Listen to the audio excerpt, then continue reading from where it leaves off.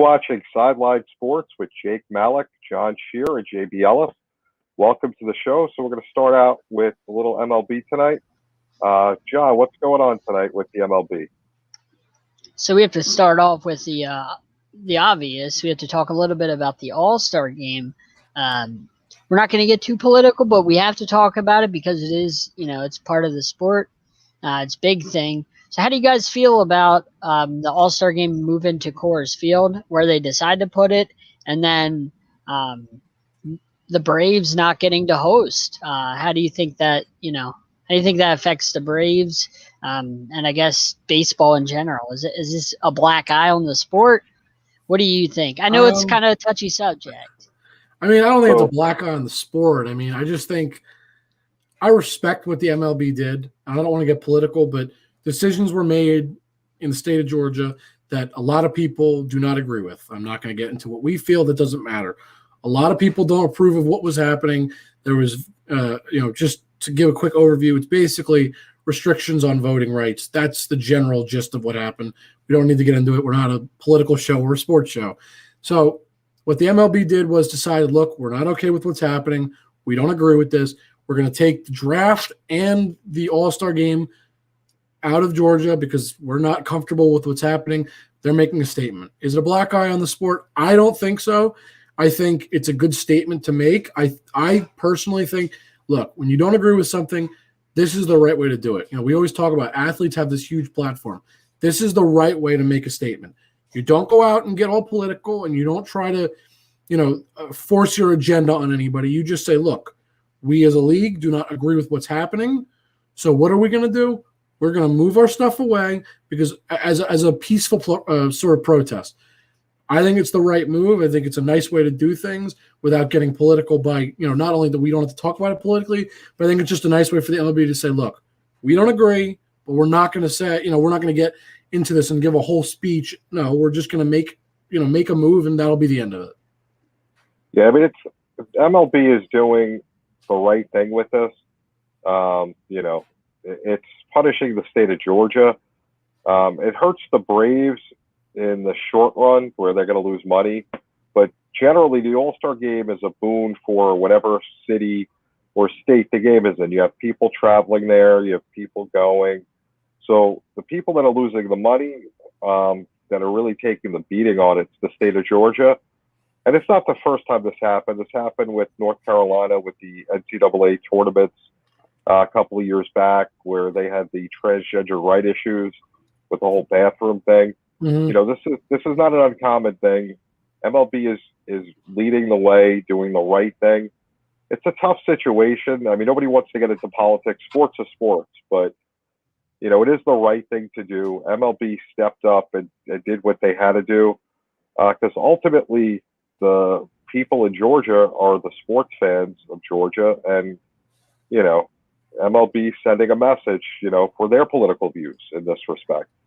So I don't think it's the wrong thing to do. I don't think it hurts baseball. The All-Star game, besides being a moneymaker, isn't much of anything to watch anymore. The guys don't really take it very seriously. It's a game that's kind of outlived its time. It's a fun event, but it's not what it's not like they took away the World Series. Like, okay, the Braves can't go to the World Series or something. It's just a moneymaker for the state of Georgia that got taken away. Yeah, I agree with that. I mean, I think that really sums it up. It's not like the world's going to end for the state of Georgia or the fans in Georgia. It's just MLB is doing what they think is right, and I commend them for that. I do. I mean, I don't like a lot of things that the MLB as a whole has done. I mean, a great example, and I know we've talked about this, is the whole Astros cheating scandal. I was livid with the way they handled that. I thought that was an atrocity, and this is one of those few times that I'm like, you know what? They did the right thing. Rob Manfred didn't screw up. He did the right thing in the right manner. He didn't try to do too much. He didn't do too little. He did it just right, and that was I tip my hat to him. Doesn't happen often, but this is one of those very few times that I do. Yeah. I don't know. I feel bad for like JB said, the people that really suffer behind the scenes, the businesses and People like that that have to pay the consequences for what, like I said, not to get too political, but for what, the higher ups did. There's the smaller people that pay the consequences, and that's not fair, but life's not fair, and JB said it's happened before in sports. It'll happen again. It just kind of is what it is, and we just kind of move on from it. I don't know about Coors Field being the best selection. I feel like you could have, like, with your pick of the litter, on where you want to put it, I feel like you could have went elsewhere. I mean, Coors Field's a great looking ballpark. Don't get me wrong; it's easy to hit home runs there. Maybe that's why they chose it. Maybe that's why they chose it, because Colorado's known for that. But if you have your pick of the litter, I mean, you really could have went to other places than Coors. I don't really feel like Coors Field's like the best. You have your pick of the litter. You go to Baltimore, you go to Wrigley, you go to Boston, New York. Go to places with history. There's a lot of places with history that you really. With this one opportunity to just say, okay, it's our turn to just choose. All right, choose a really big park. Try and get the fans back into the game. Get everybody excited for baseball again. Because I feel like baseball hasn't really hit that excitement level yet. So maybe if you would have put it in New York or Boston or somewhere big, really jolt the excitement, could have done a little bit instead of, no offense to Coors Field, but Rockies are a dumpster fire, I don't know how they decided to choose Colorado. I don't know behind the scenes what out of a hat. I'm sure it wasn't that simple. I mean, I'm sure there was a method to it, but whatever it is, I mean, I like Coors Field. It's one of the prettiest looking stadiums. Oh, yeah. I mean, it's new, and honestly, the home run contest there is going to be sick to begin with. Yeah. So, it'll be interesting to see that, because that's really become the draw to All-Star Weekend, or actually All-Star Week. Is a home run derby. Home run so that'll be something to watch. I'm looking forward to that. And, like you said, the businesses in Georgia suffer for it, but ultimately, it makes, it puts a little bit of pressure politically on the people that are putting these laws into effect. And that's the only way to get changes taken care of, is to put pressure. And, that's sort of another show, not our show, but that's why it's done. Yeah. Do they still have that celebrity game, by the way, like the celebrity softball game that they used to have? Like, I think it was Sunday. Yeah, I always liked that. Futures game. Yeah. I always enjoyed like the celebrity softball game with like all the movie stars and stuff. I always thought that was funny. Well, yeah. So the only thing I was going to say is, and you both have touched on it, really, is I think there's two reasons they chose this ballpark. One of them is kind of what we all said is, there is a very high chance you're going to hit a home run there because of the higher altitude. It's a lot easier. Balls kind of fly more than most parks. But something I didn't realize until I just looked it up, and I don't think any of you realize, because why would you know this? It's a pretty odd fact to know. But Coors Field is actually the third highest capacity for a stadium. The only stadiums higher than that are Yankee Stadium and Dodger Stadium, but they hold nearly 50,000 people. So it was funny when, John, you brought it up. I was like, you brought up capacity. I wonder what they hold. I have no idea. I wouldn't know. I don't pay attention to ballparks and their capacity. I have no clue. Right. And I looked it up and I go, they hold a lot of people. So I do think that may have had some factoring, just because, A, they know they can get a lot of home runs, which is, we talk about what's sexy in a sport. That's it. That's what people want to see. And I know we've had that conversation.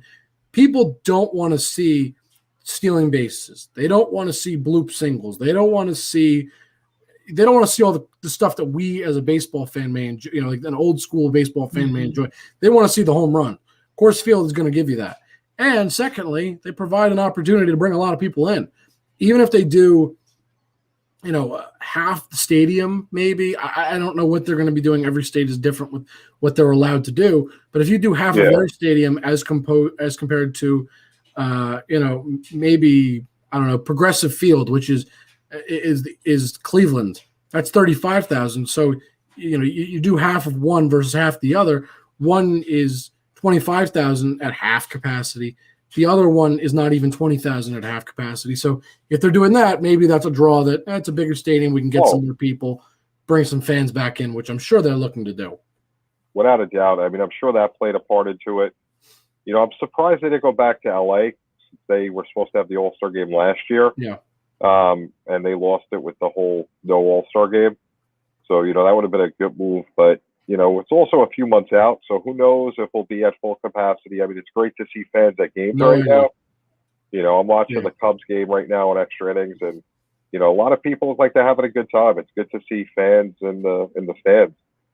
It's a welcome change of pace because I've been watching games and it feels nice to not just see like tarps or empty seats. It's one of those things that I never realized how much I'd miss it until I started watching. And I think one of my favorite things I've seen in the few games of baseball I've gotten to watch, I happened to watch opening day for the Yankees, and I didn't think about this until I saw it, but I saw after Aaron Judge caught a fly ball, he gets it, he runs into the wall in right field, right? All right, no big deal. But a fan tries to steal the ball out of his glove, which he didn't care. But it's one of those things that you're like, that was really like almost entertaining because you're like, I missed fans because you realize when you're watching it, like just a little interaction. It's one of those things that I'm so happy to have fans back. I missed it. I really did.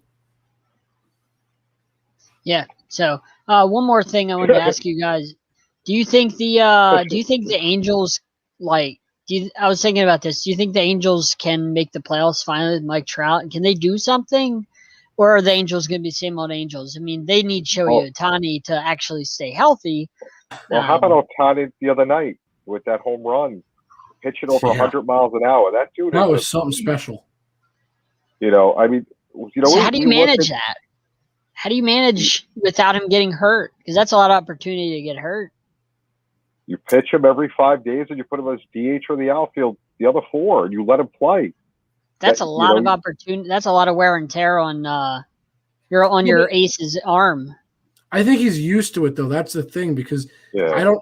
Yeah, he's used to it. He's always hurt.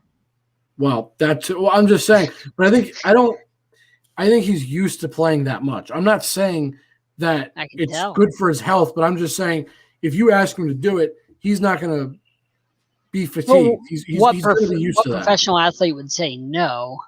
No, I know. But, how do you manage that? How do you manage that? Moving on. Yeah. How do you manage that though when he's your ace and then he's also batting? What if he gets plunked, and gets hurt? You know what I mean? What if he slides into second base and he hurts his finger? You know what I mean? Like that's a lot of risk. But you know what? NL teams have to worry about that all the time. Because no, they don't. Because there's no other team, there's no other player in the MLB that is an ace and a batter. That's not what I was going to say. What I was going to say is in the NL though they don't have a DH, and they haven't so they still have to deal with that. I mean, not to the same extent. I'm just saying we do see that in the NL. You have to worry about your pitcher getting hurt. Okay, and when they bat, it's like I'm just saying once every 5 days, 2 times a game, and when they bat, they stand there and they don't even swing. Ohtani's actually taking rips. That's not Come true, on, John. guys are standing there and they're like, "That's not true." Oh yeah, I'm attempting. Not true. Not true. Majority of those pitchers don't give a darn about batting. I don't know about that. I think they all want to get hits, John. I just think that they don't work on it like they do their pitching, and I think that's the fault. That's the fault of the coaches and the managers. That's 3 outs a game if you that you're giving up by not having your pitchers learn how to hit. That was like last year, the runner on second in extra innings. Why wasn't every time? Why wouldn't you bunt the guy over the first at bat? Give up an out, take a run. Yeah. Simple baseball, Oh, yeah, I completely get that. Same thing with pitchers hitting. You've got to do what you got to do. You got to work in the cages during spring training. There's no excuse, especially guys that have been in the National League their whole career. Yeah. There's no excuse that they can't have a decent at bat. I'm not expecting them to hit, triples and homers or doubles. But put the ball in play. They might not want to because they might not want to take that risk of being on base. And you know what? They get out of the major leagues. Yeah. They get traded to the AL. Some guys only care about their money, their wallet, their arm. That's it. Whatever. But to go back to what you're saying, how do you manage that? I think the big thing is obviously in his 5 days between, when he pitches and then when he's off and then pitching again, right? So he pitches every 5 days. Obviously, the days he pitches, he's going to have to bat. That's inevitable. I mean, that's just going to be the way it's going to be. They're going to want to use him because if he's on the field, they're going to try and use him. Yeah. So that's a day you just automatically use him. You might as well. But I think the important thing is when he is when he's not pitching, I don't think you want to use him every single day. I feel like it's maybe use him 3 times. Maybe 2 out of the 3 games. Maybe 2 out of 3 games. 3 out of 5. 3 out of 5. I'm including a start. So 3 out of 5. That's 60%, and that's about average for what a batter probably gets. I mean, a batter gets off every few days anyway. So maybe he gets 1 extra day compared to an average batter. But you could even throw him as DH. But it's in the AL, so he could play DH the 4th day and give him off the 5th day. No, but I'm saying just to give him rest at all, just so he's to give him. I'm saying give him. He's going to play DH when he's batting. So I'm saying 3 days that he's going to actually hit. Those 3 days where he's actually hitting, and then you just give him 2 days completely off. Don't do anything, and it can be pitching, then 1 day off.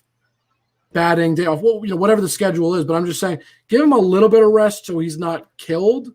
But you do need him out there because Trout needs the number 2, and he's clearly his number 2 guy, like his second-hand guy, his backup hitter, if you will, because Trout obviously leads that team in hits, but there's no doubt that Ohtani is easily the second-best hitter on that team because he's an absolute monster. And you can't sit him completely. That's the problem. You need to just manage his workload.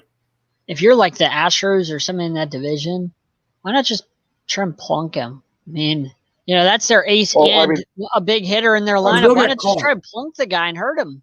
Well, because if you're the Astros, that should be your plan. You cheat anyway. But anyway. Yeah. I'm just saying, if you're them, why not? I mean, that's a double whammy on the Angels. That's a killing blow to the Angels because they don't have that much. Yeah, but at the same time, the league will pick up on that real quick. I'm not saying I would do that, but I'm just saying if you're other teams, why not try and plunk the guy and knock him out, double whammy and knock the Angels right out of the playoffs? The MLB will pick up on that and call them out. You can. It happens all the time. Yeah. Hey, remember when the Orioles were on the verge of making the playoffs a couple years back? I think it was 2012, and the Yankees it was like the day before the playoffs. Yankees plucked Nick Markakis and broke his hand, and Nick Markakis missed the playoffs. Do you think they did it purposely? Yeah, definitely. Definitely. Both teams are going to the playoffs. Orioles played the Yankees. Why not? Spoken as a true Homer Orioles fan. I agree. It was obvious. Was it? It was obvious. Yeah. Wow. Yeah. I don't know. I don't think so. I'm going to disagree. I'm with you. It's kind of like your theory about Mike Tomlin wanted to face the Browns. That worked Don't out believe well. in that for 2 seconds.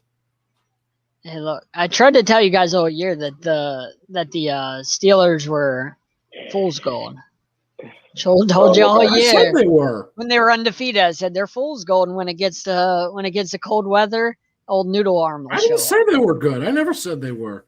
I made sure to say that I think their record preceded them for a long time. I agreed with you. It's one of the few things I did agree with you about. That's all I got for baseball, though. Well, there's one more thing that we mentioned pre-show. I just want to bring it up. We don't have to talk about it really because there's not much. Fernando Tatis is on the 10-day IL. But he does not need surgery, yes. Yes, thank God for him. No surgery. It's a left shoulder injury on a swing, which is almost it's such an odd injury. But the good news is he doesn't have surgery. He's avoiding that, which for him is really good news, and it's great for the Padres. So hopefully he comes back soon because you know what? He's fun. Yeah. There's a lot of good young players right now in MLB. So he's special. I mean, I want to see him play. I don't care how good how much he may hurt me in the playoffs probably at one point because it's totally possible if the Yankees make the World Series, they may have to face a team like the Padres. It's not impossible. Spoken like a true Homer Yankees fan. I said if. I didn't say we will. I said if. Wow. And I meant it's possible they would also be in the World Series. That's all I said. I didn't say we will. I said if. Because I'm giving them credit that they are a great team. They got to get by the Dodgers. All right. And I'm looking forward. I'm really hoping trust me, I'm hoping we see that series because that would be fun. So fun. Yankees Dodgers, that would be the dream World Series. Dodgers Padres. I was talking about Padres Dodgers, but I'd like that too. Padres are going to want revenge for last year. Yeah. Yeah, the Dodgers Padres, and the Dodgers Yankees back to back. MLB would be that would heaven. be fun. You know, what they would need would be, you got to have a good ALCS though. I don't know what ALCS right now. Houston would be the dream matchup. New York. New York finally gets revenge and beats up on the cheaters. That would be fun. Possibly, but I'm done with Houston. Yeah, you know, I'm not feeling the it. MLB fans hate them. That's what would make it fun. They got away with cheating because you're darn right. No fans were able to boo them last year. They got away with. They're getting booed this year, so it's okay. I've been enjoying seeing that. Oh, me too. There was trash cans thrown on the field at Angels Stadium last night. I saw that. That was mean, but funny. Great job. I don't know. That's not cool though, because God forbid somebody gets hurt. I mean, they're not going to throw it at them. It's just sending a message. It's like throwing a ball at somebody and you're not actually hitting them. Sending a message. That's not a message I want to see as a fan, John. Well, it's part of life. No, it's not part of life, John. But life it's part of the unwritten rules. No, it's not. Not an unwritten rule, John. That is not cool in any respect of the word. Believe me, that is not cool, because all it takes is one idiot to hit one of these players, and that would be a horrible situation. You know, if he doesn't hit him, it doesn't matter. It is not cool. That's like the guy running on the field. Not cool. It's fun to watch. That guy at the Super Bowl made a lot of money, like $750,000 or something like that. That's pretty cool to me. Not cool at all. That's also very different. Running on the middle because those are in between plays, so that's a little bit different. Like, it's still stupid and dangerous, but that's a little bit safer because those fans will run on in the middle of plays when nothing's happening. A fan could run on in the middle of a play and seriously injure someone by accident. Welcome back, fans. Or get seriously injured themselves. Well, yeah, that's on them. I hate to be like that, but you know what? If they seriously injure themselves, they had it coming. They shouldn't have run on the field. Exactly. Then they're going to want to see. I mean, I hate to say that, but it's true. I agree. That's all I got for baseball. So let's go on to football. Yeah, so that's it. What do you got, Joey? Not much else going on right now. I mean, you know, Tatis's injury sucked.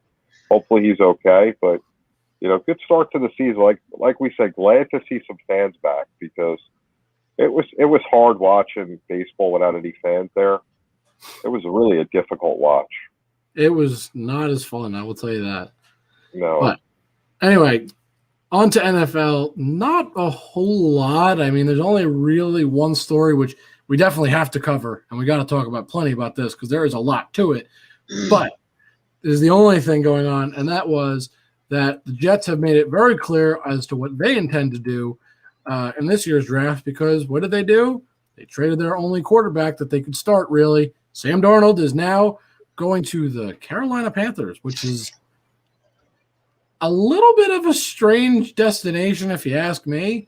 I didn't see that coming. I don't think I really thought of the Panthers as a team in desperate need of a quarterback at all. I mean, I'm not saying Sam Darnold is a great replacement, but I mean, they had Teddy Bridgewater. I thought they were at least okay at quarterback. Like, he's not great, but he's good enough for now until they figure out their permanent starter. Not really sure I understand it, but it's interesting. Jets are clearly going to go for, at this point, I can only assume Zach Wilson. That's got to be the only logical explanation as to what they intend to do. But I'll just say this. Before we talk about all the implications of this trade and everything, I know we'll get into it with Sam Darnold in Carolina, and there's a lot to unpack here because there's more to this trade, which we'll also talk about, just what the Jets got in return. But I think what's important that I start with is I don't think this is a great trade, only because while, yes, I think Zach Wilson's a better quarterback, just on pure talent, I think he'll be a better quarterback throughout his career, when all is said and done. there's one big problem for the Jets, and they have no offensive line. It's terrible. Except for Kai Becton. Right, but one guy doesn't do it for you, and you know that. So my point is that it's great that you're getting a better quarterback and you're upgrading. Good for you. But if you have nobody protecting him, it's not going to matter. You could put Tom Brady back there. He'll get killed. It's not a matter of how great your quarterback is. If he doesn't have time to throw the ball and he's not on his feet, it doesn't really matter. So I don't know. You ever watch Jets games? They do that chant, the JETS, and Gross. it should be MESS, Jets, because they're a mess. They are the garbage pail of the NFL. Get rid of them. Just I thought the Houston Texans took that role. Well, I think maybe we should have relegation, like European soccer. And we can start doing that because the Jets are horrible. You don't protect Darnold for a few years. You have NFL films which embarrasses the hell out of him with the seeing ghost thing that happened. Oh, that was terrible. That's great. The guy is not that bad. I love the different reactions from the two of you, by the way. That was terrible. That was people know who's what. I just felt bad for the poor guy. I mean, come on. He's not a horrible quarterback, but he was playing for the Jets. Nobody can be good playing for the Jets. Yeah. I mean, you can have Mahomes on the Jets. He'd be horrible. Joe Namath won a Super Bowl with the Jets. That was a long time ago. Listen, as the old man on the show, Joe Namath won a Super Bowl before I was alive, so that doesn't count. The Jets are a dumpster fire. It doesn't matter who they get. They had a shot to get Trevor Lawrence. All they had to do was lose. They couldn't do that. Yep. Now they're going to get whoever they're going to get. It's not going to get any better. It's a bad situation. Good for Darnold. Hopefully he does well. He'll do what most people do when they leave the Jets, either be a complete nothing or a superstar, one or the other. Yeah, that's a fair statement, I think. But I think what we have to talk about now is two things. First of all, let's just talk about what happens with Darnold, assumingly now being the starting quarterback, because as far as I've heard, Teddy Bridgewater is going to be shipped out, which I just feel terrible for this poor guy. But we'll get into that after. I want to start with Darnold to the Panthers. What are we thinking about him on the Panthers? I understand you can only have such high expectations for a guy of his caliber, but I know we'll have expectations nonetheless. So I'll throw it to you guys on what you're thinking about his chances there. I mean, Matt said in our chat earlier, "Oh, Robbie Anderson and Sam Darnold reunite." I was like, "Oh, okay. How'd that work out the first time?" Gotcha. Okay. Yeah, that turned out great the first time in New York. I mean, there's a reason they got rid of Robbie Anderson. They didn't want him. Wasn't great in New York. Darnold wasn't great in New York. I get it's New York, but, All right. Well, hold on. To be fair. Don't get me wrong. Robbie Anderson had a really good season this year, but Darnold's not going to fix anything. To be fair, hold on. It's about the same as Bridgewater, maybe worse. Why were they bad in New York? Because Darnold had no protection. He didn't have time to actually throw the ball and do well with it. I'm not trying to say that Darnold is going to be incredible. I'm not trying to say that. All I'm trying to say is you got to cut both guys a little slack because of the team that was around them. When your quarterback doesn't have time to throw you the ball well, you get screwed. When you're the quarterback and you don't have time to throw the ball well, guess what? You also get screwed. It's going to happen. Robbie Anderson showed what happened when he was on a good team. He had a good season. Broke 1,000 yards. Let's not call the Panthers a good team. Won 5 games? Offensively, they're not bad. I wouldn't call them that. With the power, the star power is around them, I think it's good. Better than the Jets. Exactly. So, I wouldn't have given up. If you're a professional athlete and you're on the Jets and they trade you, what are the odds you're going to a team that's in a worse position? 0%. Well, I mean, if you go to the Texans, you're just moving laterally, really. At that point, it's not really a downgrade. It's just a lateral move for you're going from bad to bad. If you go from the Jets to the Texans, automatically you go up because there's no getting worse than the two of them at this point. Even if you go to the Giants, who are garbage, it's a slight improvement. Just Just a tiny. Even if you go to the jump. Eagles, is it an improvement if you go to the Eagles? Yeah. Their team is better. I didn't say their management's good. I don't know.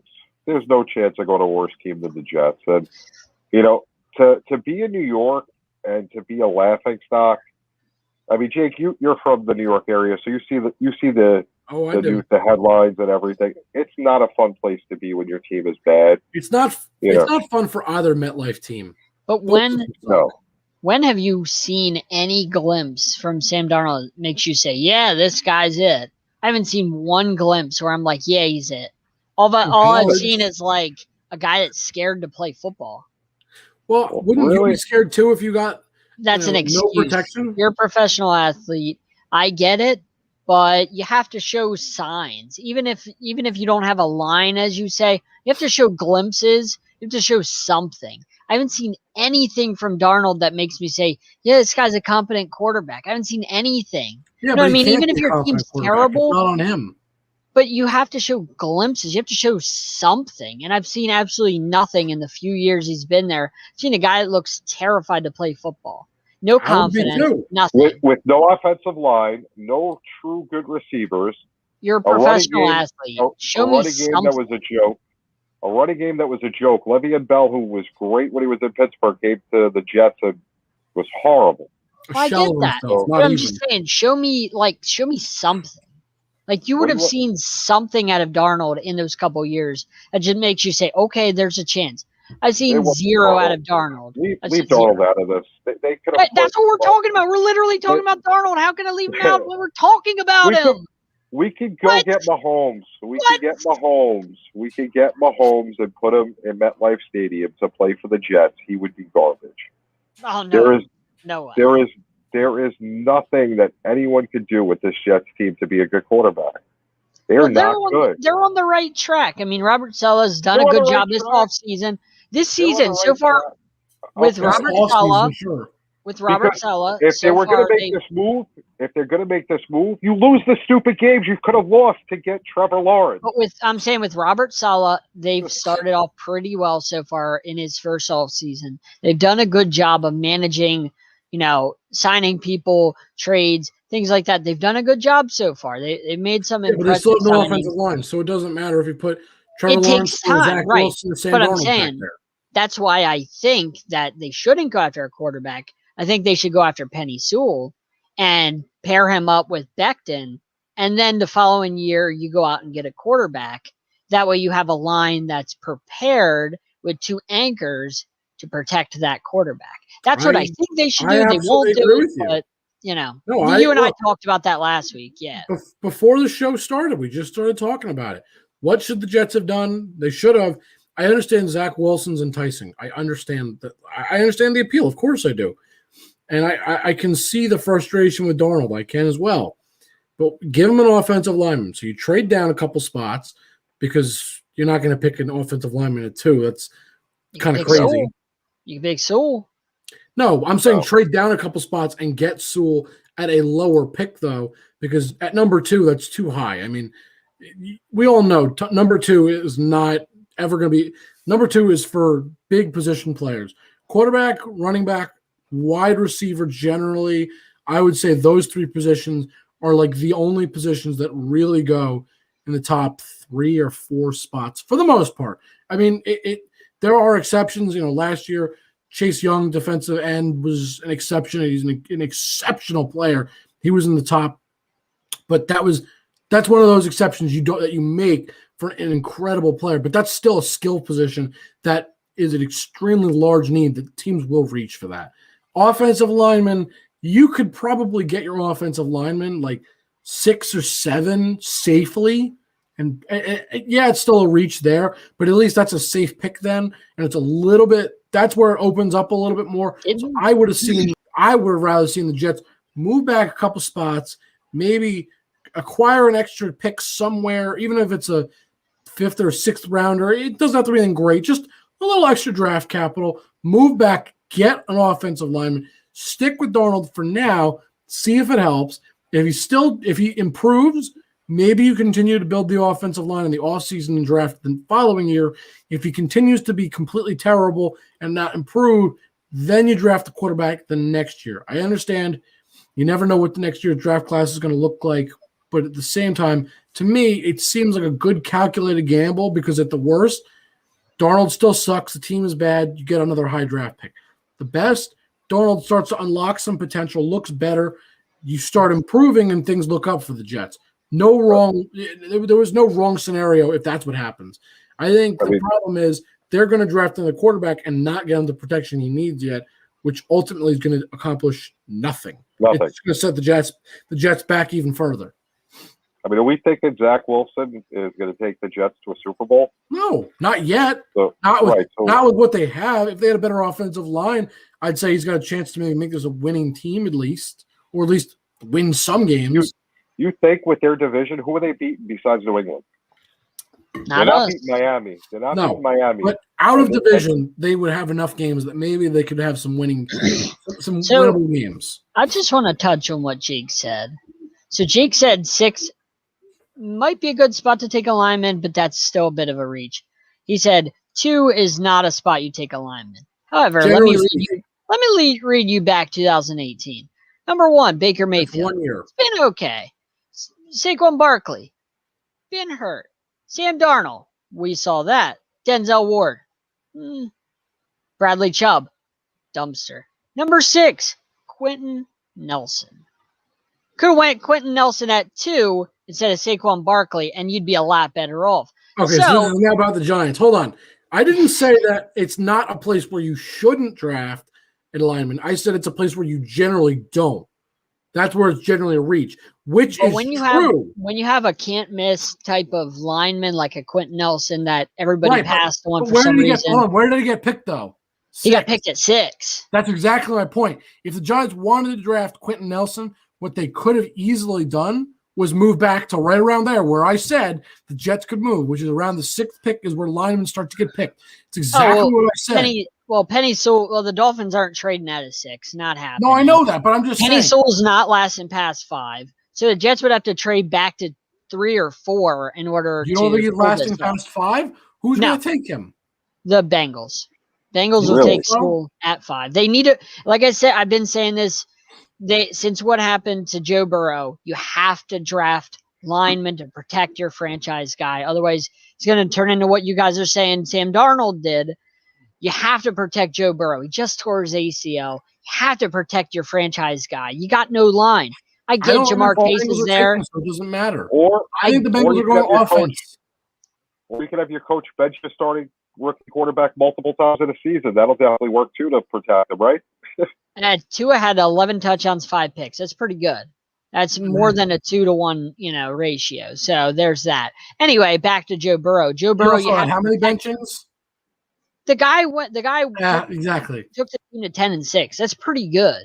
Anyway, Joe Burrow wants Jamar Chase. I get it, but they have a lot of receivers there, and Penny Sewell is a perfect guy for them at 5. They make another weapon.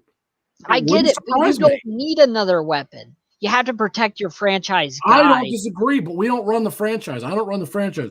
I just analyze what I think. Maybe that's why the Bengals are so bad, is because they're going to listen to their franchise quarterback and do what he says instead of doing what the guys that are hired in the front office to make those type of picks want to do. They're going to be like, oh, let's listen to the guy that's telling us who to draft. No, you don't listen to your player on who to draft in the NFL draft. You listen to the guys that are paid in the front office to make those picks. But the Bengals are going to do what the Bengals do. They're going to take Chase. So you prove my point, though, which is they're not likely to take the lineman, even though that makes sense. Yeah. They probably go Jamar Chase, maybe Kyle Pitts. They get a weapon. Fine. Point proven. Dolphins are not taking him. I'd be shocked if the Dolphins went that route. If Pitts is there, then Dolphins take Pitts. Right. If he's not, I'm sure they'll just go with another offensive weapon. They'll find someone. There's a bajillion choices, it feels like. So that proves my point. You move them to 7, the Jets can still draft the offensive lineman they want. That's what I mean. I'm not saying, and I wasn't saying, that you shouldn't draft offensive linemen there. I think you should draft your position of need at your spot no matter what pick you have. Yep. I don't care. That's how I think draft should always go. That's how the Patriots have won for years, doing that. But here's the problem. While I believe that, I think we all could agree that's probably how you should draft. Do teams do that? No. No. If your picks 1 through 4 or 5, you are not going to pick anything other, almost guaranteed, unless it is a generational talent. Like I said, Chase Young was an exception. He is one of those talents you could not pass up and let him go. Right. No question. You had to take him. So that's different. But on the average year, it's going to be quarterback, wide receiver, possibly a running back if there's a good one. That's just always how it goes. Doesn't mean it's the right way to do things, but it's just the way things are done. You don't think Sewell's a generational type of like lineman talent? No, because what I mean by generational talent, it's at certain positions too, and that's the problem. The problem is of what I guess I'm trying to say. Offensive linemen are not seen as generational talents like running backs are, like quarterbacks are, like wide receivers are. Right. Do you know what I mean? Those I get that. Yeah, I get what you're saying. Sexy positions, if you will. Those are the positions. That's how you win football. I know. I agree with that. Trenches. But people don't ever see it that way. When you're talking about generational talent, I mean, let's be honest. Even you would agree. When you talk about generational talent, what are you generally talking about? Oh, yeah, of course. The playmaker, right? The skill positions. Right. That's what happens. That's the problem with the way the draft is set up. And I think that's almost a fundamental problem with the way the draft is set up, which is... Well, it's not the draft's fault that the Jets stay at 2 year in and year out or around that spot because they like to take the sexy. No, that's not what I mean. What I mean is it's a fundamental issue of that's how the draft is set up almost, that teams are almost expected to pick certain positions at certain times. And so that's kind of the way it happens. Not the direction I meant to go in with this, but it is true. But that's the problem. So that's why I say the Jets could easily trade down, get some extra draft capital, and probably still get their guy at 7 because I don't really see anybody else taking him. I mean, I doubt it just because I see the teams that are up there and I doubt it. I've seen their tendencies. And some teams are just very good at the draft and some just are not. Yeah. You know, New England happens to be one of the top teams that know how to draft. Yep. You know, as you mentioned before, you know, and why they are, I don't know. I mean, they just continue to stockpile draft picks. I guess because they pick what they need, not what they should. They pick the best player available. They pick what they need, not what they should be based on like what's dictated by the draft. Yep. You know, per average year. They don't go, well, Mel Kiper says that we should take this, so we will. No, they go with what they think. Yeah. And typically works out. Yeah. Well, that's also, I think, a thing that has to do with the way New England is set up, the coaching staff, all that. Not only do they help make those decisions, I just think that they also have an incredible staff that helps develop players. I mean, they work together. They work together. I mean, and I know that's not anything to do with the draft. That's post-draft, but that, just to look, I have to give them credit. I can't deny it. I think you're right. They draft very well, but they also know how to train their players. But that may be something that's also done in the pre-draft interviews at the combine. Good point. You know, they're looking at different things that other teams aren't when it comes down to the interview process. You know, they may not, because one of the things last year when I first got into doing interviews, I had a bunch of guys that were in the draft, and you always hear those weird questions that they ask the guys, you know. Mm-hmm. So maybe their psychological profile that they do, they're looking for a certain thing. There's a lot of different aspects of it that they may look at that nobody else is, you know, which is why I'm kind of excited to see what the Giants do with Joe Judge going forward with the draft, you know, to see what kind of team he's building. And, you know, reading in the papers just with some of the guys that they brought in, how excited they were to come play for him. So this may be something now that was brought to the Giants that he learned under Belichick. So I'm curious to see how that turns out. It's one of those things I hope the Giants draft something other than an offensive weapon because they really don't need that right now. They have a running back. They have enough receivers. They need line. Bad. Right. I agree. They can either use a defensive line because they need that. They need to get more pressure. Or they could go offensive lineman because they need to stop the pressure. Both and the draft is filled with really, really good offensive linemen in the first couple rounds. This draft is filled with really solid linemen that you can build with. Leatherwood. I don't care. Yeah, there's plenty of really good linemen that the Giants could address, but I'm worried Gettleman is going to do what he did with the Daniel Jones pick. If you're a Giants fan and just go, oh, sexy pick, let's do it. Let's draft another playmaker. And he's not even sexy.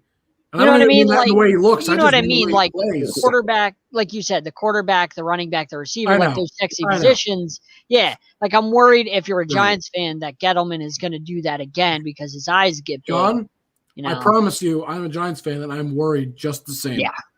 I can tell you on a personal standpoint, I am very worried. Haven't had a good draft, and I don't remember when. A long time. Listen, I love Saquon Barkley. He hasn't stayed healthy. I do too, but he has a lot of talent, but he's going to waste his career unless we get this offensive line in gear and our defense start playing. I look back at that draft, and John, you talked about the one guy I wish they would have taken. Quentin Nelson was actually probably my second favorite pick in that draft for us. Obviously, I like the idea of running back just because, again, it's sexy. Yeah, of course. But Quentin Nelson, when I saw him, I was like, man, that would have been a great pick. Daniel Jones would probably be a lot better off if he had Quentin Nelson right now. Daniel Jones would probably be playing a lot better, honestly. Yeah, well. You have a guy that can protect you like that. I mean, you're going to play a little bit better. You're right. I don't think Daniel Jones is the answer either at quarterback. I'm not thrilled with that, but whatever. I don't get paid to run teams, so. No. Anyway, we've digressed from what we were originally talking about, which was the other New York team, Jets. So we can only talk Jets so much. Well, so now I want to talk Panthers. Jets. I want to talk Panthers because there's two sides to this, and we didn't really get to touch on it. Look, John, you weren't so high on him. I actually like this. I don't think it made sense. They didn't need a quarterback. So that's not why I like it, because it's not like, it was a positional need. Teddy Bridgewater was perfectly fine for what they were, what they had. But I will say this. It's kind of similar to what I've said about Carson Wentz in Indy. If this guy's got any chance of fixing his career, I do feel like this is one of the better scenarios for him. Great coach. Matt Rule is I think he's a really great coach. And I think he has a great command of players. He knows what he's doing in the locker room, which is one of those things that's underratedly important. It's not talked about, but it's extremely important for a coach. He gets his players to play for him, and he's building a good team around them, at least offensively. He definitely is making smart moves. Things are looking better. They have some good young pieces on the defensive side as well. Absolutely. Things are not perfect for them, but they do look improved. And I think for Sam Darnold, he's got a lot of options, and I really think one of the biggest things that I'm thinking about as I talk about this, he's got a running game which is going to help him, assuming McCaffrey is healthy, of course, which we all hope he is. If McCaffrey is healthy, that is a huge help for a guy like Darnold, because it's one of those things that helps alleviate pressure from him. He doesn't feel like he has to do everything. In New York, I feel like Darnold had this overbearing feeling of, I have to do everything because I have nobody around me. My offensive line can't protect me. I really don't have a great receiving core. He had Robbie Anderson, but that was it. That was his only good receiver at all that he could even trust remotely. He had no running game because Le'Veon Bell was washed up in a joke. So he didn't really have anything. And his defense wasn't something he could trust to back him up. They were terrible too. I get the feeling that Darnold's going to be a little more confident now that he switched teams. I have a feeling he's not going to be amazing, but he'll be better. He'll be improved. But he's going to be with Robbie Anderson again, which, John, you may have bashed, but I will say this. While he's not their number one and he's not the best receiver in the world, the one thing that you didn't mention is that I feel is good for Darnold. DJ Moore. Well, hold on, but I was going to say Curtis Samuel. The one thing he's gone. No, he's in Washington. But the one thing that's important about having a guy like Anderson, he already has a rapport with him. He's worked with him. He doesn't have to adjust to working with him as someone new. He knows how to play with him. He knows his play style. So that helps a quarterback a little, just be more confident. And you're absolutely right. DJ Moore is a great compliment for Darnold. I mean, that's an awesome 1-2 punch for him to have. A guy that he trusts and knows already, and just another incredible receiver that's one of the best in the league, one of the best young stars in his league. He's great. So I'm not saying Darnold's going to throw for 40 touchdowns and only 10 interceptions and have a 5,000-yard season and be one of the best seasons in history. Of course not. But do I think he's going to improve things and pick it up? I do. I really do think he has a chance to fix things. He's not going to a perfect team, but there are improvements from the Jets, which, again, as we said, is not saying much, but there are. I do think Darnold will be better. And I feel bad for Teddy Bridgewater. I do. But if you're looking at the trade, all the picks you gave up, you already have Bridgewater who had a really solid season for you last year. Had a really good rapport with Robbie Anderson. Robbie Anderson revitalized his career. Absolutely. Brought it back up from the grave. Good for Robbie Anderson. DJ Moore had another great season. That was all with McCaffrey hurt. So Bridgewater did pretty good in Matt Rule's first year. I didn't expect them to win games at all. He had 3,700 yard passing, which that's nice. See, he was really solid. So if you go from Bridgewater, you weigh the pros and cons. You go from Bridgewater, who had a really solid season, to Darnold and the picks. Is it really worth giving up a second round and all those other picks? And Bridgewater already had a really solid year last year with this Without team. a doubt. Like but if you look at the quarterbacks, is Darnold better than Bridgewater? I haven't seen it from Darnold. So you're going by only potential. That's the only reason that you make this trade is potential. If he could be as good as Bridgewater, he has another 10 years left. Bridgewater, what are you going to get out of him? How many more years? So you think Darnold is a franchise quarterback? I think he could be with the right coaching, yes, and the right help. I think that ship sailed. I don't know. I'm going to disagree with you. All right, so I'll weigh on this. Here is, I think, my concern with all of this. What the Panthers need is a franchise quarterback. Darnold has not proven he can be. Of course, I don't think Bridgewater is either. I don't think either of them are. Bridgewater wasn't there to be the franchise quarterback. I know. I think what they really need is to draft a quarterback to bring into their system. They need to continue to build up the offense, continue to build up the defense, and when they're ready, get a quarterback that they feel can start and be ready within 2 to 3 years. That way, what I mean by that, give the quarterback a year or two, and then that way by the second or the third year, he's in the system, he looks great, they're starting to compete. That's the thing. I don't know that Darnold is, and if Darnold is not, they just screwed themselves because they lost draft capital when they really could have had Teddy Bridgewater for the next however many years while they fixed up everything else, while they continued to build their team, make themselves a contender with Bridgewater, or at least a decent team with Bridgewater, then get a better quarterback, have him, maybe keep Bridgewater for an extra year or whatever to help mentor this guy. Because even though Bridgewater's not an incredible quarterback, he's still decent and he can mentor a guy with experience because he's got experience, and then put whoever your guy is in. He's not going to lose you games. When you have Bridgewater, he's not going to lose you games. Bridgewater was not going to win you games, but he's not going to lose it. It's like Alex Smith. Enough. Yeah. He was good enough to the point for what they needed, where they were. And I was looking at Sam Darnold's stats, and like I said, I know he's on the Jets, but he had 17 touchdowns 2018, 19 2019, and 9 last year. 15 picks, 13 picks, and 11 picks. 39 picks in 3 years. That's not good. That's a lot of turnovers. That guy turns the ball over a lot. I get it's in New York, but Bridgewater doesn't turn the ball over. And Sam Darnold so far, and he's a young guy, so you're still gonna deal with those turnovers. You don't got to worry about that with Bridgewater.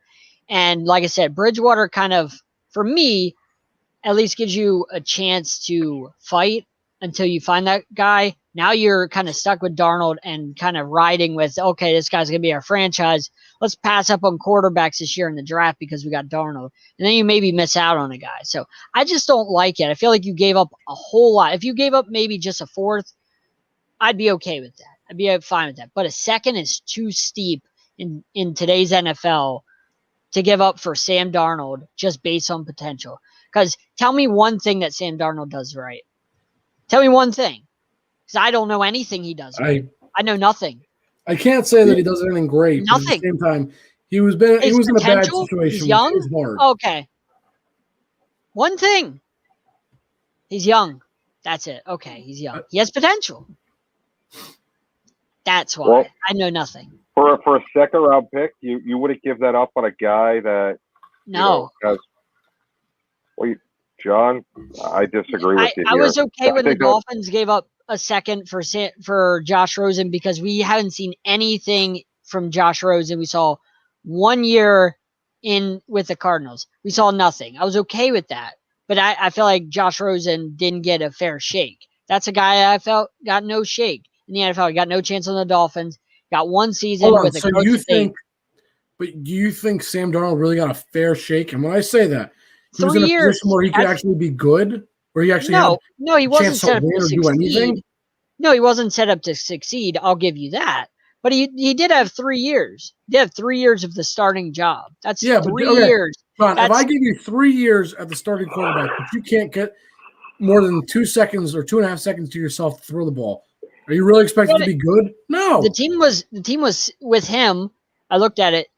2019, 7-6 with him at quarterback. So they won 7 games with him at quarterback in 2019. So they were capable of winning games with him in there. So there was something where the team somehow won 7 games, 6 losses with him in there. That's other than that, the other 2 years were a disaster record-wise. But so he won 7 games for 1 of the 3 years. So the team had a chance to win some games at some point. It's just the guy showed me nothing. Like I said, 4th round pick, fine. 5th round pick, fine. But 3rd or below that, no dice. 2nd round pick is extremely valuable. You could get guys like Najee Harris. You could get Leatherwood. You could get guys like that are really good, but you're going to give up a 2nd round pick for Darnold, who now you're tied to. Now you're married to that guy. Well, not now really. I wouldn't say they're married. Well, JB just said now, he's young and he's potentially the franchise. So now you got to explore that option. The word potentially is the key word, though. It doesn't. With Bridgewater, you didn't have to explore that option. You knew he wasn't the franchise. So he was your Band-Aid. Right, but maybe they think that he has the potential to be the franchise. Maybe they see something that you and myself or JB don't see. Truthfully, that's why they work in the NFL, and that's why they scout these guys, and we don't. So Bridgewater and the Panthers were kind of like friends with benefits, just hanging out and stuff. Now the Jets and now the Panthers and Darnold are like dating. Now they're exclusive. I wouldn't say that. Now they're like seeing each other, and now the Panthers are off the market for that quarterback. Now they're kind of seeing each other. Now nobody can talk to you, Panthers, because you already got your man. I think they got their guy for now. I don't know that it's permanent though, and that's what I'm trying to say. Right, but they're seeing each other, so now nobody's going to be interested, right? Yeah, you could have said the same thing about Bridgewater. they were just friends with benefits. That's all. Sure, John. Sure. That was by far one of the weirdest analogies I think I've ever heard. Look, it's just the way it is. It's just the way it goes. I don't know where you come up with this stuff. I really don't. I come up with it in here. There's a lot of good things in here, but I won't tell you everything because I don't want to scare you away. I don't want to know. I think the point is this, though. With your analogy, I don't agree. Bridgewater was the quarterback for then. Darnold is the quarterback for now. If they don't like him in 2 years, guess what? Goodbye. They'll ship him out. They'll either ship him out for nothing. They'll just, they'll cut him. They'll ship him out for very little and make him a backup quarterback.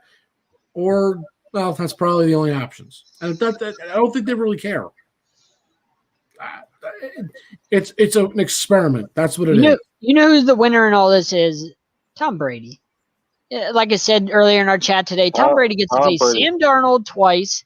He gets to face Jameis Winston / Taysom Hill twice a year. And they get to face the Falcons with Matt Ryan, who that team is just an absolute dumpster. There's no competition for Tom Brady in this division. None. I mean, the guy has a cakewalk to a division title after just winning a Super Bowl last year. My gosh, is that guy the luckiest man in the world? Jeez. He always has this luck. I don't get it. Sure. I mean, you tell me right. who's going to compete with Tom Brady in that division? Jameis Winston, Taysom Hill. Well, okay, I wouldn't discount Jameis Winston, and hear me out before you think I'm crazy. If he turns down his turnovers, which if the right coaching works with him, right, and they can dial back the turnovers, he's actually a very good quarterback in terms of offense. Of what he can produce with the right set of players. I understand his turnovers, that would be the defense, if you will, is an issue, but he can be good. So I'm not saying that he will be good. I don't know. I don't know what's going to even happen if he's going to be the full-time starter because they botched plenty with him. Yeah. But I will say this. If they can turn back the turnovers, I actually think he could make, I don't want to say a run at the division because that's false, but I think he could make noise in the division. He could make it a little bit harder on Tom because that offense is great with what he will be working with, a very strong defense, I should say, some great offensive weapons.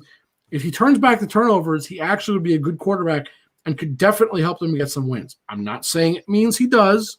I'm just saying when you ask me, well, who's gonna stop Tom Brady? That's the only person I think that even has a remote chance because the Saints do have a good defense. We know that it's a formidable defense for sure. One of the best last season, and they just lost their sack leader this. I know. Too, so there's that. But the defense itself is still a solid unit. If Jameis Winston and the offense can get things going, they'll have a chance. They have enough talent that if Winston does what Winston can do, they'll be in contention without question. The Panthers, no, it is what it is. They'll be better than they were last year probably, but not by much. Not going to be doing much, and the Falcons. The Falcons are just a dumpster fire of a different level. Yeah, they're special. I mean, they have all the talent in the world, but they can't win games. So I don't know. I don't get it. I don't. They could be the wild card of what changes the whole division. But we'll see. I hope so. I hope so, but I'm not optimistic. I doubt it.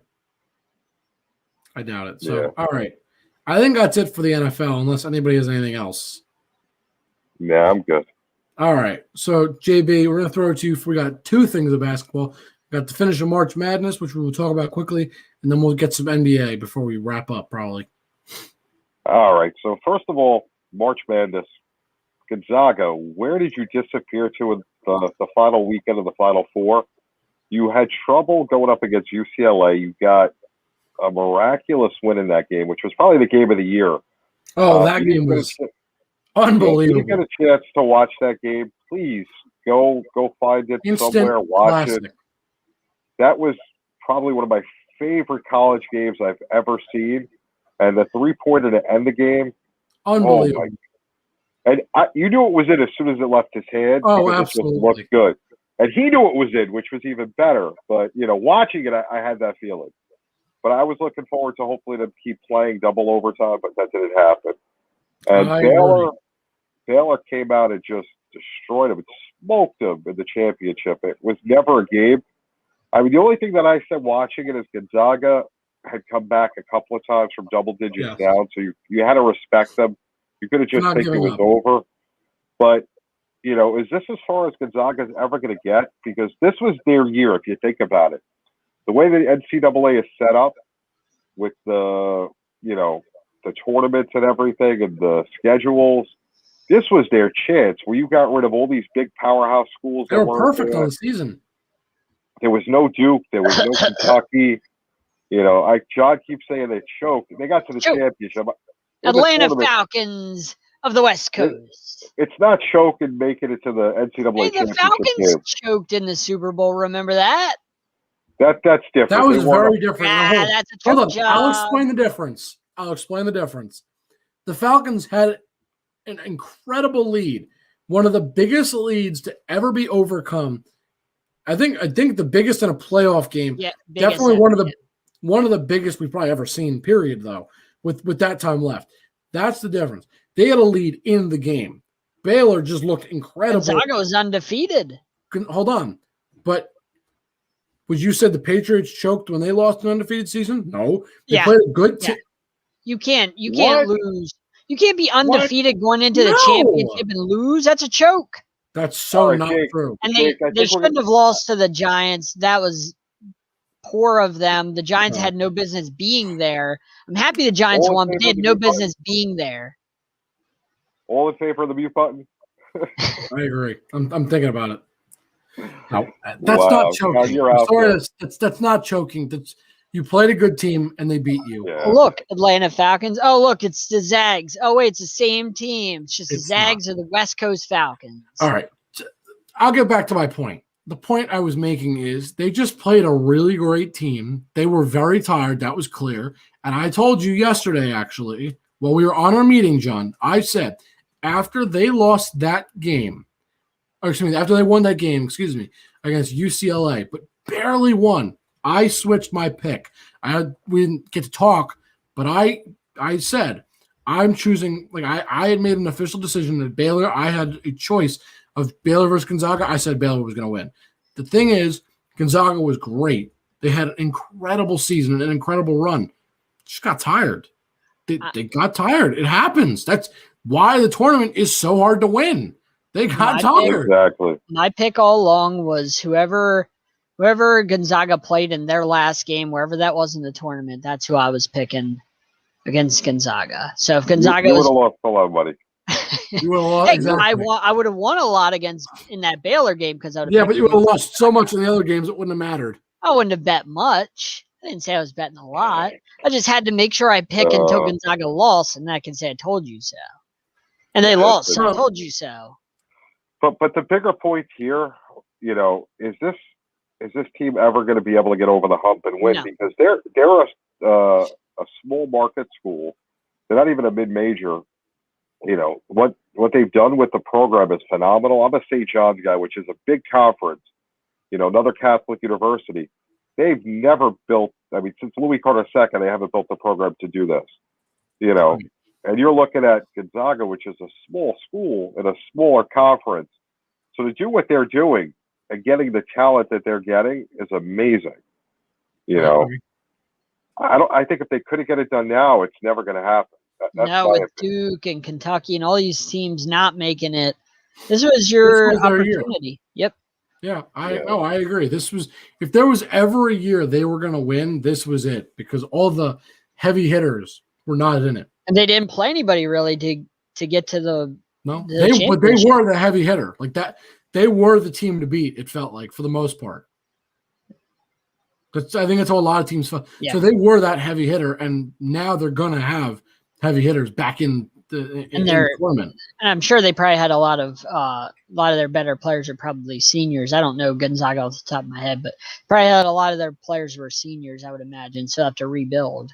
You're right. I'm sure they're gonna have to. So I do agree. I think this is the farthest they're ever gonna get, at least with the current regime. I don't know that they're gonna end up getting farther than this. Obviously the only way you get any further is winning. I don't know that they are gonna win.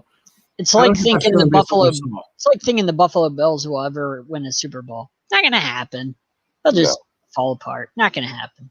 Probably not. Wow. Listen, if Buffalo ever gets a running game, watch out for them right now. They're going to be a good team. But I got to give credit to Baylor. They came out of that game. They came out firing and just relentless. And they deserve all the credit in the world because they looked phenomenal. One of the announcers, I don't know who was the person that said it, but they basically said, look, Gonzaga was a great team, and they were good. They were undefeated, and they were, yes, getting tired, but they just ran into a buzzsaw. Baylor could have beat anybody at any point. They just looked unstoppable. They deserve a lot of credit for what they did, because I think this, more than anything, falls on just how great Baylor was playing. Yes, Gonzaga was tired. I really think this is just, you got to attribute to how awesome Baylor looked. And they didn't come out to a slow start. No, they came out firing, and they did not stop. I mean, it was over from the moment the game started, it felt like. Without a doubt. It was just ugly. And all the credit in the world goes to the Baylor team. Yeah. You know, that's which they showed up and they took care of business and you can't take anything away from them. They beat the best because Gonzaga was the best team going into this game. You beat the best in the championship game. You're the best. There's, no disputing that. I absolutely agree. I mean, look, I know people are going to talk about Gonzaga failing, but I do think they do a lot. They do deserve a lot of credit. Baylor deserves plenty of credit for what they did, and Gonzaga deserves plenty of credit for what they did. They had a great season. It ended short, yeah, but they still had a great season, no question. Without a doubt, it was when you beat the best and you're the champion, it's all good. Yeah, I have nothing but respect for them. But I will say this, and then we can move on to the NBA because I think we want to talk about that a little more. To anybody that didn't get to watch a lot of games, if you're going to watch a game, skip the national championship game. It wasn't that exciting, I hate to say. If you're going to choose one game from this tournament, go watch Gonzaga versus UCLA because I have the utmost admiration and respect for UCLA for what they did because, man, they were this close to actually making the final, which would have been insane. They were a lucky 3-point shot away from at least forcing double overtime. Yeah, Masters. Forget about the NBA for a second and everything. It's Masters weekend. The sports world is coming back to usual. We got the biggest golf tournament of the weekend. Jordan Spieth is everyone's betting favorite this weekend. I like DeChambeau, but I think it's going to be a great field. I'm excited. A little Masters golf this weekend. Maybe do some drafting. Something different, then throw in some baseball. Life is good. We're back. We got sports back. We got some fans in the stands. Things are looking sunny. Yeah, the Texas Rangers had 40,000 the other day in their ballpark. It's crazy. Texas doesn't have COVID or nothing. That doesn't count. Texas doesn't believe in COVID, apparently. Maybe, you got a ticket, you get a vaccine or something that works. But I guess I don't think that's how they're doing it. I believe, funny enough, I was talking about someone today. I think that's what I know the Yankees are doing is basically you either have to get negative COVID tests to attend the game or have a vaccine, which I'm not just saying because my team. It just I happen to know that that's what they're doing. I think that's the way it should be done. Yeah. I think that's a great plan. Yeah. That's the way to do it. And I there's not much else to say, but I really feel like that's the way to do this. Just make sure that you don't have COVID before you come. Exactly. Yeah, or that's people about take a test or there's have not a vaccine. There's not much else you can do. That's like about the most you can do for a sports team, to try and make sure that, people don't come in with COVID. That's about the most you can really, police. Absolutely. Exactly. No. It's a safe way of doing things, but I think that's the way things need to be done. And I hope other teams start doing that. I will say that. Yeah, I mean, I think we went on pretty long right now. I mean, NBA, not too much that's out there that I'm, too excited. Kind of the mid-season. The Suns are only 2.5 games out of first in the West behind Utah. Lakers are down in fifth. The Nets have a ton of injury problems. But we're kind of stuck in that mid-season. Let's get to the playoffs already and let these teams battle it out because we want to see these heavyweight fights. Like we've seen enough regular season. I will say this. We talked about this, John, and we were right. What would happen to the Lakers? Out LeBron and AD, they are falling. It is exactly what we expected. It doesn't mean that they won't do anything in the playoffs. We have no idea what's going to happen with LeBron and AD. We don't know when they're coming back yet. It's really undetermined. I mean, they give us timetables, but that doesn't mean much because you can't just flip the switch. Yeah, really. I mean, 4 to 6 weeks can become easily 8 to 10 just if something goes wrong. Just little things can happen. So we don't know when they're actually coming back. So I won't say that. But it's exactly what I thought. And I'm watching this because at this rate, it's so close between really 7 all the way up to 4. I mean, the Mavericks have 28 wins and the Nuggets, who are at 4, have 31. It's only a couple games that separate those teams. It is a tight race, and it's so fun to watch. This is one of my favorite things about, like, as the season hits the midpoint and starts coming to that close, it's crazy to watch when things like this happen. What's going to happen for the playoff seeding? Because you have the Lakers come out at like 5 or 6. Right. It could make for a very interesting playoff series, because instead of being one of the top and playing a team like Portland, maybe they could be facing one of the top, and you could have a really great, assuming everybody's healthy, a great heavyweight fight in the first round. Exactly. You know, it's going to be interesting to see where they end up, especially with the injuries. You know, the Nets still have the Nets are battling through injuries right now in the East as well. Right now they got the 1 seed. The Knicks are holding on to 8. They dropped down their game under 500. Hopefully they can hold on to get to the playoffs, because New York is just a better place with both teams doing well. More exciting, and the Knicks are a decent team. They're fun to watch. So, but they gave the Nets a run for their money yesterday, I have to say. I'd like them to get out of that 8 seed, though. You know, this way they don't have to play the Nets, play somebody else in the first round, because that's just not good. It'd be an interesting series for the NBA, Nets-Knicks. It'd be that'd be good cool for the NBA. That would be cool. I don't think it would really be a great series, I hate to say. But for the NBA, popularity-wise, yes, like, that would be good. You know, because you know the Nets are going to win, but having the Knicks back in and then having that New York type of, fun. fight, kind of bring the rivalry back a little bit. Well, with the name the Nets have on the team, it's definitely, they're a national team right now. Right. And the Knicks, because they're basically New York, even though Brooklyn's New York, it's not.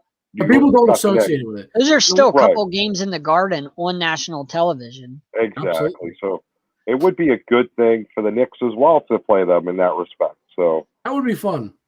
Yeah. That would be interesting to see. Anything else going on in sports, guys?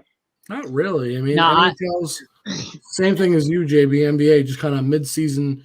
Nobody's giving love to those standings in the NHL, man. If you look at the top of the league, I mean, you got the Panthers, the Canes, Lightning, Capitals.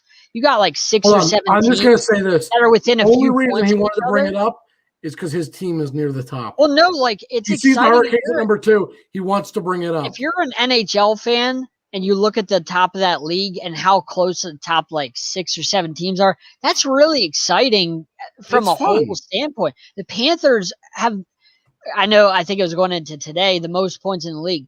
When's the last time the Panthers have led the league in points? That doesn't happen.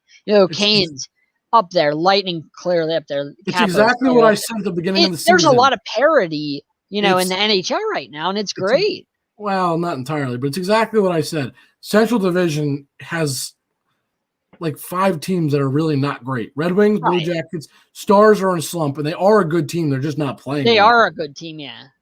Blackhawks are not really that great, I hate to say.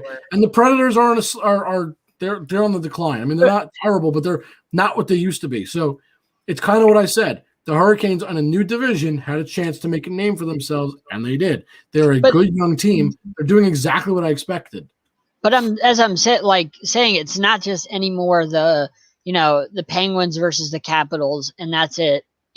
There's a lot of really good teams out there that aren't really getting the recognition.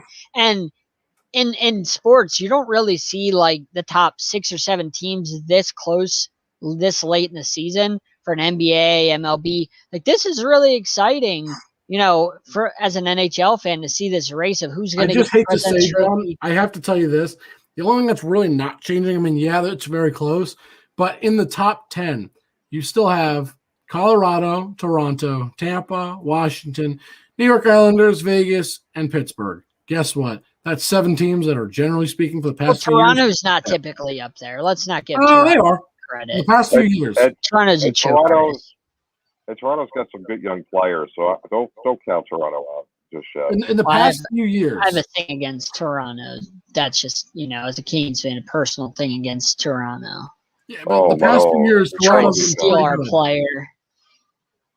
I hate to tell you, Toronto's been pretty good the last few years. They're like the Zags. They choke. I didn't say they don't choke, but USA is better at hockey than those teams from Canada are better at hockey. There, I said it. In the NHL, we have better teams in USA than Canada has over there. We always dominate you guys over there. So take that what you will. John, you can't say that because there's more American teams. It's true, but those Canadian teams can't compete with us. That's just saying. So not true. Do you not remember the 80s Oilers? No, right now, they can't compete with us. That's just not true. There's just less of them. Canadians can't do anything. Senators can't do anything. Get out of here. Senators are garbage. Exactly. My point. The only team out of Canada that's really good are the Maple Leafs, but there's only one of them versus all the American teams. No duh, they're not going to be good because it's one team that's expecting to beat. No, that's not it. You can't compare the sample sizes because it's not like, it's 6-6. It's 1 versus 15 that are good in the playoffs. They don't know how to win Stanley Cups anymore. Sure. Whatever you say, John. I think that is where I'm going to leave this because John has just devolved into madness as per usual. Yes. There it is. He just loves that. All right. John, we'll start with you. Where can everybody find you? Yeah, you can find me here, Sideline Sports. You can find me NBA Carousel, covering the best team in the whole NBA, the Miami Heat. NFL Carousel during the fall, whenever that comes back, I'll be covering the Ravens. Alex Fleming and Eric Wilson run that. Two great guys in this field. Find me on Twitter, BlueHawks13. And, that's about it. JB? So JB_the program on Twitter. Should be following that all the time. I don't know why I got to keep telling you guys. The program on the Believe Network. Here with Jake and John, produce the NBA Carousel, cover the Chargers on the NFL Carousel, and who knows where else I may pop up in the upcoming future. Jake? Find me always here at Jake_Malik on Twitter. You can help me. I help out with the NBA Carousel every now and again. So every now and again, find me there. I'll be just doing what JB does. I'll help out and run the show. You can find more importantly, our stuff on Instagram and Twitter, and the handle is the same for both, which is at Sideline Sport 1. Find us on YouTube and our Facebook group, which is just Sideline Sports. Just search that up. Same time every week. We got this show at 8:30 p.m. Eastern time on Tuesdays, and on Monday, like we said, we have the NBA Carousel. That starts at 8 p.m. Eastern, where we cover NBA teams every week. So I think that's it. So and before we go. Yes. Tune in next because we have former Texans president Jamie Roots on the show next Tuesday night at 8:30. Just stepped down from the Texans not too long ago this offseason. So he's going to be on our show next week. So you guys are going to want to tune into that. That's going to be a fun chat with him. It should be a good one. So I think that's it for this week. Thank you everybody for watching, and we'll see you next week.